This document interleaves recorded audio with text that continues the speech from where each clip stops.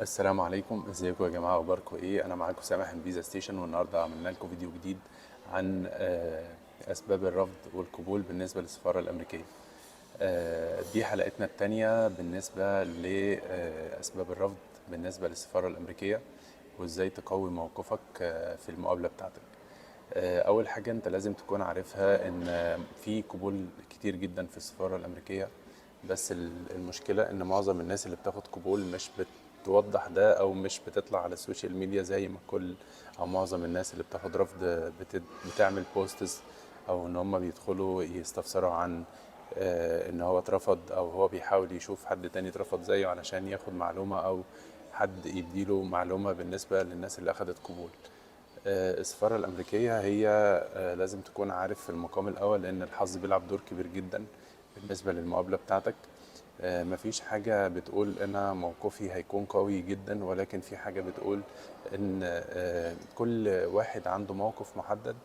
زي مثلا إن هو دلوقتي ناس عندها سفريات كويسة، عنده وظيفة كويسة، السن بتاعه مش صغير قوي. فدي كلها عوامل بتخلي الموقف بتاعك افضل في السفارة الامريكية. ولكن بنقول ان هو مش الاساسي، ولكن الاساسي هو ان احنا بنعمل ابلكيشن بدون ثغرات. بنحاول ان احنا نقدم الملف بتاعنا بكل التفاصيل الخاصة عن الشخص اللي هو متقدم للسفارة، زي مثلا حياتك العملية، سفرياتك، اشتغلت فين قبل كده. بالنسبة للموقف بتاعك ان انت دلوقتي لو دخلت السفارة واخدت رفض، ده مش اخر الرفض اللي انت هتاخده ولا اول القبول. لازم يكون عندك امل في ربنا اولا، ثم ثانيا نصيبك وحظك بيلعب دور كبير جدا. لازم تكون عارف ان انت لما تعمل ابلكيشن بتاعك، يفضل ان انت تكون عارف كل التفاصيل الموجودة في الابلكيشن. بالنسبة للناس اللي هي عايزة تقدم لأول مرة وحابة تعرف تفاصيل أكتر بالنسبة لموقفها، لازم تكون عارف موقفك من الأول. إن هو بيعتمد على الحظ، هو مش بيعتمد على إن أنا أحسن واحد بسافر، أو أنا أكتر واحد سافرت، أو أنا أحسن واحد وظيفيا، أو أنا أكتر واحد دخلي الشهري كويس جدا، أو إن أنا هدخل أكسر الدنيا في السفارة. دخلت في السفارة عندك ثوابت أساسية.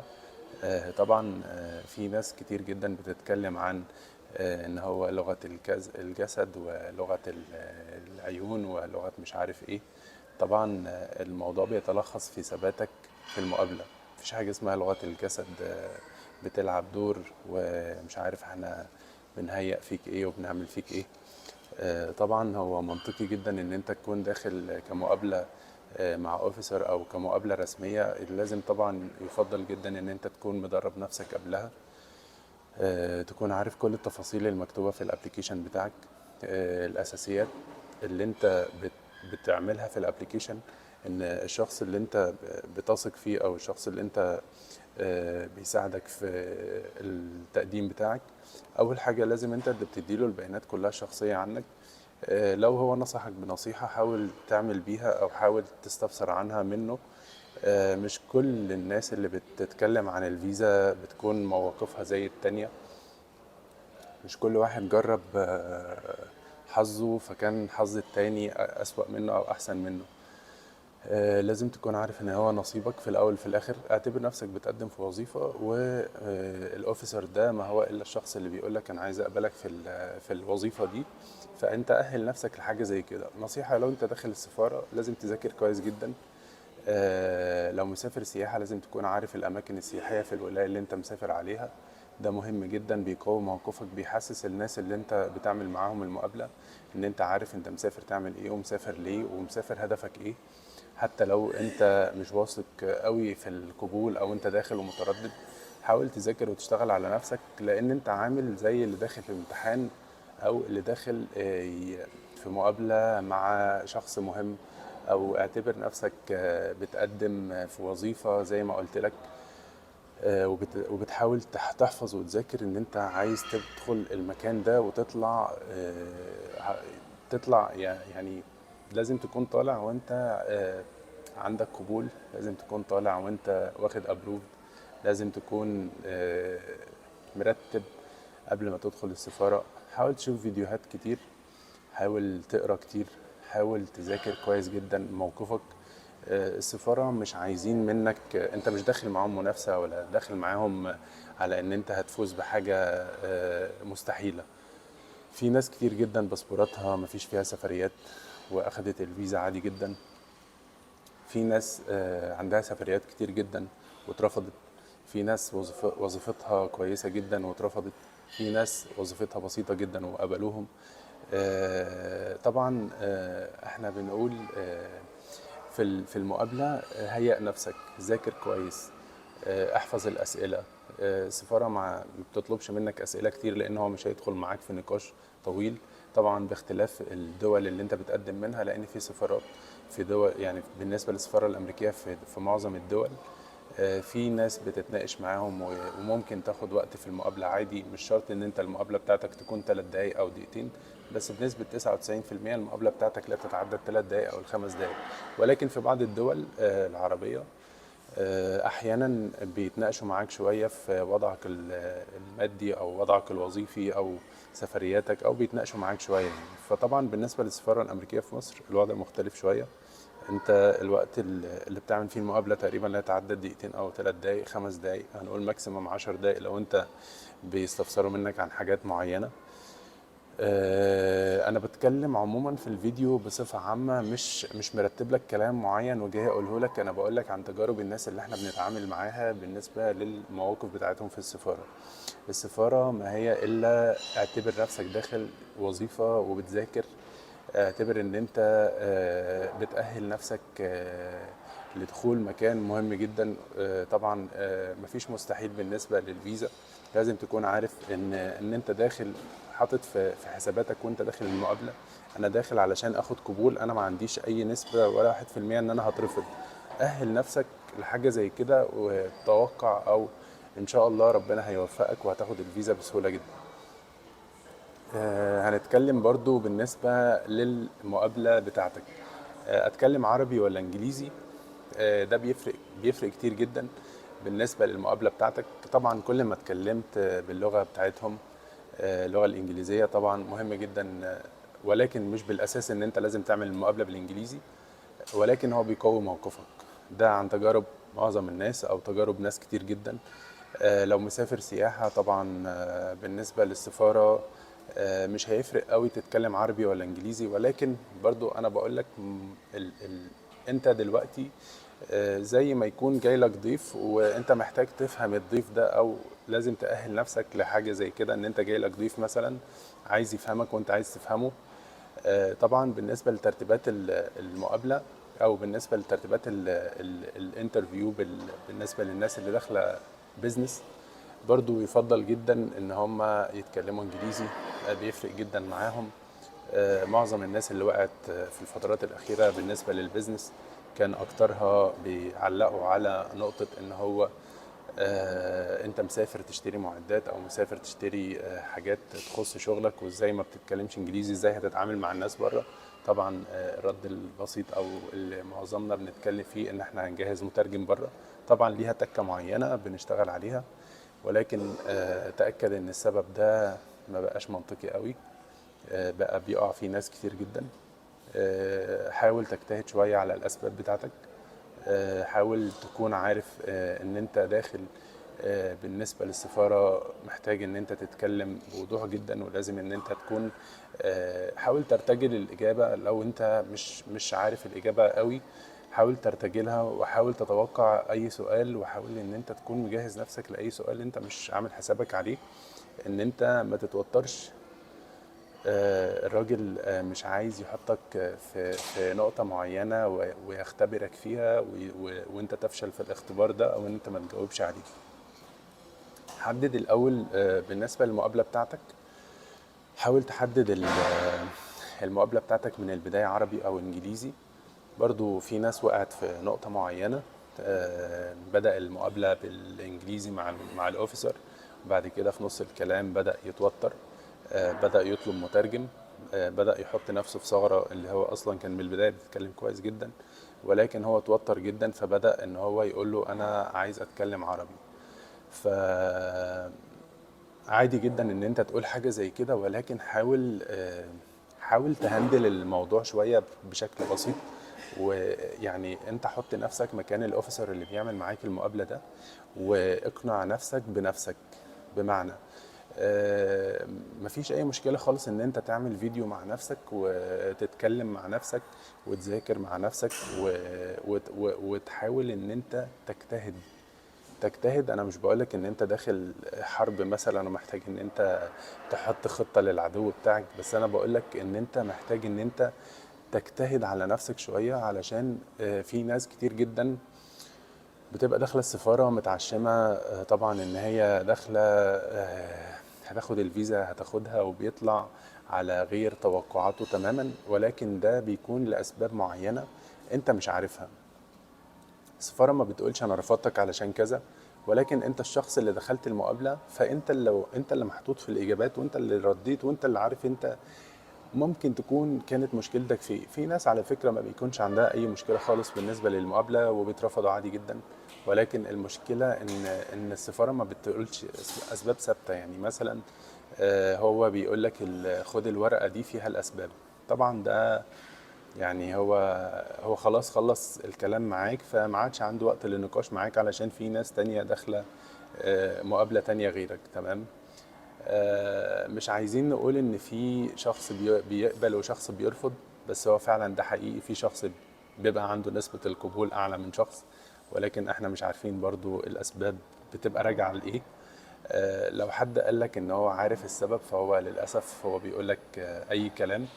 احنا ما بنحاولش نقول ده بيميز حد عن حد. هو الموضوع مش كده. هو في شخص آه، يعني واخد الموضوع، محدش فاهم لغاية دلوقتي هو ايه الاسباب. هما ليه يعني ليه الشخص ده بيرفض كل الناس وليه الشخص ده بيقبل كل الناس؟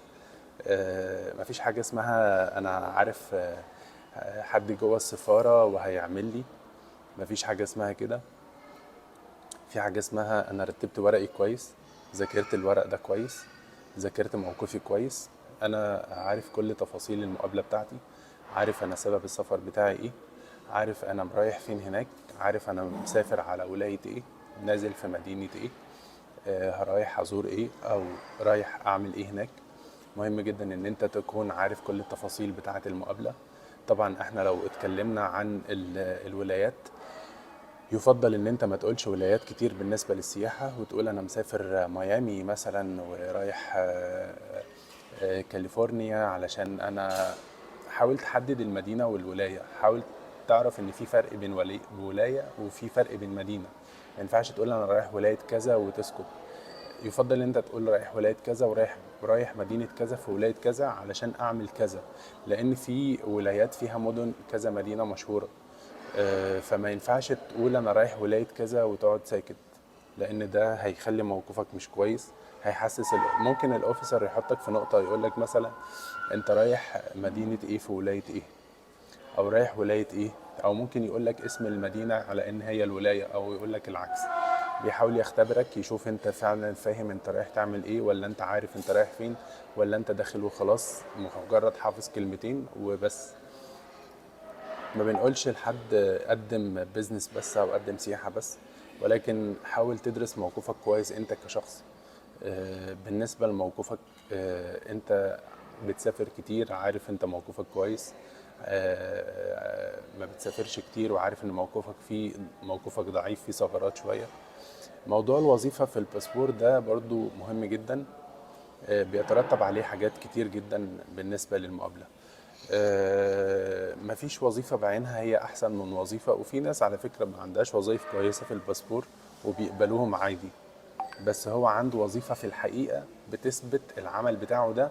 ولما هو بيحاول يحطه في نقطة فنية مثلا في شغله أو حاجة، بيكون متجاوب جدا. وحتى لو هو الشخص ده مش عنده خبرة كبيرة قوي في شغله، او ما عندوش خبرة كبيرة قوي في الحياة، لكن هو عنده خبرة كويسة، او هو اشتغل على نفسه كويس وذاكر كويس ودخل المقابلة بتاعته كان احسن منك.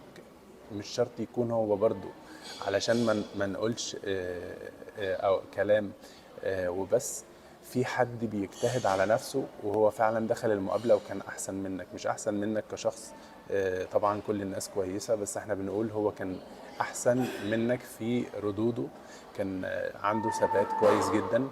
مظهرك العام اعتبر ان انت داخل مناسبة رسمية، مقابلة رسمية، ان انت داخل مكان محتاج ان انت تكون انسان بسيط وشيك. مش لازم تلبس بدلة ومش لازم تلبس حاجة فورمال قوي، ولكن انت حاول تحط نفسك في شكل مناسب وشكل يكون لائق بالمكان اللي انت داخل فيه. طبعا مش بنقول شرط اساسي، ولكن بنقول يفضل. التفضيلات دي طبعا انا بقول لك لما تحاول تدرس حاجه حاول تحط نفسك مكان الشخص ده. دايما قول السؤال والاجابه بتاعته، وحط نفسك برضو مكان الشخص ده. هل انت مقتنع فعلا بالكلام ده ولا لا؟ آه، احنا بنتمنى ان كل الناس تاخد قبول في السفاره. الابليكيشن عليه عامل كويس، عليه عامل كبير، عليه عامل مهم جدا. حاول تكون عارف تفاصيل مهمة عن سبب السفر. نصيحة، ما تكونش بتتكلم على ولاية ومكتوب في الابليكيشن ولاية تانية، او بتتكلم عن مدينة والمدينة دي ما اصلا ملهاش علاقة بالولاية اللي انت كاتبها. آه، اعمل بلان للسفرية بتاعتك، احفظها. لما تكون داخل مدينة جوه ولاية اعرف الأماكن السياحية أو الأماكن دي مشهورة بإيه. هل هي أماكن حضارية؟ هل هي أماكن تصوير؟ هل هي أماكن شوبينج؟ رتب إجاباتك. السفارة مش عايزة تعرف حاجة أساسية غير سبب السفر، ده الأساسي والمهم جدا. أول سؤال بتتسأله أنت مسافر ليه؟ لازم ترتب إجابة منطقية. حط نفسك مكان الراجل اللي بيعمل معاك المقابلة ده واتكلم بمنطق. ما تحاولش تقول أي كلام. أي كلام ده هيورطك. لما تخلي حد يعمل لك ابلكيشن وتعتمد على أشخاص موثوق فيها يعملوا لك الابلكيشن، اتناقش في تفاصيل السفر، علشان ده أهم سبب بيتبني عليه باقي القرار بتاعهم. برضو خليك عارف ان انت داخل مقابلة، الحظ بيلعب دور كبير جدا جدا جدا. الحظ بيلعب دور كبير جدا جدا جدا. احنا مش بنقول الحظ ده اللي هو يعني انت داخل بتلعب الزهر مثلا، لا، احنا بنقول الحظ ده اللي هو الاساس والنصيب وتوفيق ربنا ليك في المقابلة بتاعتك. هنتكلم في ايه تاني بالنسبة ل ترتيبات الاوراق بتاعتك؟ في ناس بتقول لازم تاخد املاك وتاخد ما يثبت ان انت عندك عقارات، وما يثبت ان انت عندك عربية، وما يثبت ان انت عندك ده. طبعا انت لما بتجهز فايل ليك ان انت داخل مقابلة، السفارة بتحتاج اوراق معينة وما بتحتاجش اوراق معينة. بمعنى الاساسي معاك الكونفirmation ليتر بتاع الدي اس 160 بتاعك، كونفirmation ليتر بتاع الابوينتمنت او الميعاد بتاعك، الباسبور بتاعك صورة 5 في 5. خد معاك كشف حساب احتياطي، ولكن هو مش بالضرورة ان السفارة بتطلبه. عايز تاخده احتياطي خده، مش عايزه السفارة اصلا مش بتطلبه. من 99% من الناس هنحط 1% ناس بيطلب منها. السجل التجاري نفس الموضوع. دايما مش بيطلب، ولكن بنقول لو جاهز معاك خده احتياطي. اتش ار ليتر لو جاهز معاك خده احتياطي، ولكن هو مش مطلوب. في ناس هتقول انت بتقول الكلمة وعكسها. لا، انا مش بقول الكلمة وعكسها ولا حاجة. في ريكويرمنت في السفارة او متطلبات للسفارة بتقول احنا عايزين 1 2 3. حتى السفارة الامريكية عملوا فيديو بيتكلموا مع الناس بيقولوا احنا لو عايزين اوراق هنطلبها منكم. تمام. اشتغل على نفسك في المقابلة. المقابلة هي اساس كل حاجة بعد توفيق ربنا ليك. احفظ الاسئلة كويس. يا جماعة ذاكروا، اعتبر ان هو مش امتحان. هو بنقول اقنع الشخص اللي قدامك، ولكن درب نفسك على المقابلة. درب نفسك على ان انت داخل مكان فعلا يستحق ان انت لو عايز الفيزا دي لأي سبب إن كان، لازم ان انت تذاكر وتجتهد على نفسك. ومفيش حاجة اسمها انا هاجي بالليل احفظ كلمتين وادخل. ناس بتدخل المقابلة اول ما تتسأل مسافر ليه بيتوتر وما بيعرفش يقول ولا كلمة. انا كنت معاكم النهارده في فيديو طولت عليكم شويه. هنتظر اسئلتكم بالنسبه للسفاره الامريكيه تحديدا. ابعت لي اي سؤال. لو عايز ان انا اعمل لك فيديو مخصوص عن سؤالك ده، هعمل لك فيديو. ابعت لي، اعمل لي كومنت باستفسارك وانا هرد عليك.